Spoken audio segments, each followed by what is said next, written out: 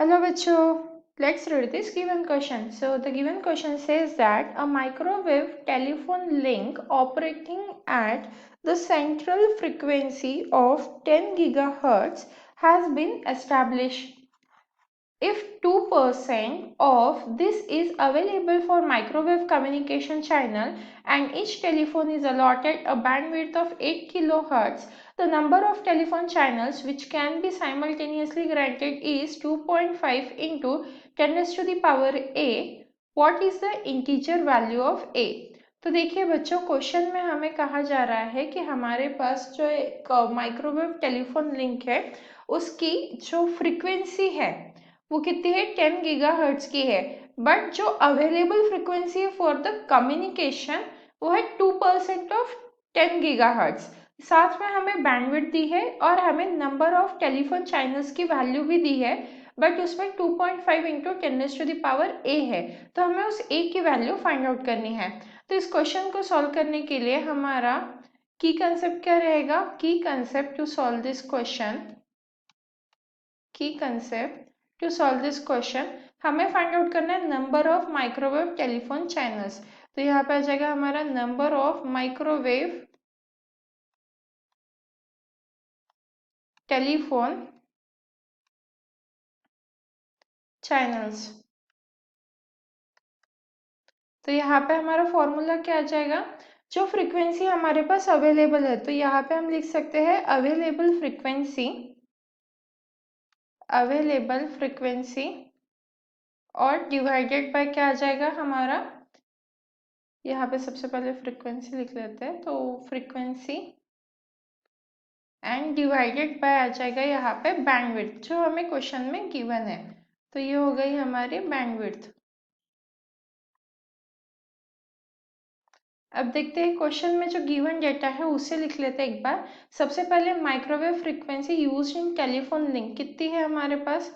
Microwave frequency used इन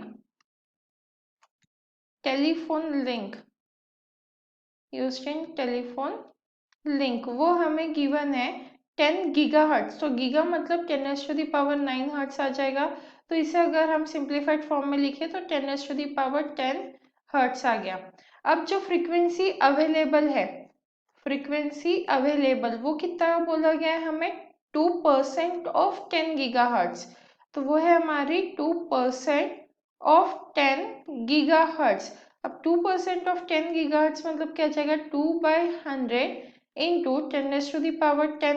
तो यहाँ पे आंसर आ जाएगा 2 into 10 raise to the power 8 hertz आ जाएगा। तो ये हो गया अवेलेबल फ्रीक्वेंसी। साथ में हमें बैंडविड्थ गिवन है, तो बैंडविड्थ देख लेते हैं। बैंडविड्थ हमारे पास है 8 किलो हर्ट्ज की है, तो 8 into 10 raise to the power 3 hertz हो जाएगा। अब हमें फाइंड आउट करना है नंबर ऑफ चैनल्स। तो यहाँ पे हमारा फॉर्मूला क्या है? नंबर ऑफ चैनल्स के लिए सबसे पहले हमें लिखना है जो हमारे पास अवेलेबल फ्रीक्वेंसी है, तो कितनी है? 2 into 10 raise to the power 8। तो ये 2 into 10 raise to the power 8 हो गया, डिवाइडेड बाय बैंडविड्थ। तो बैंडविड्थ है हमारे पास 8 into 10 raise to the power 3। अब इसे सॉल्व कर लेंगे। ये 2 से 8 कैंसिल हो गया, यहाँ पे आ गया 4, तो ये आ गया हमारे पास 1/4, और यहाँ पे 3 है तो यहाँ से 3 कैंसिल हो गया, यहाँ पे हमारे पास आ जाएगा 3 एंड यहाँ पे आ जाएगा हमारा 5। तो यहाँ पे आ गया 10 रेज़ टू दी पावर 5।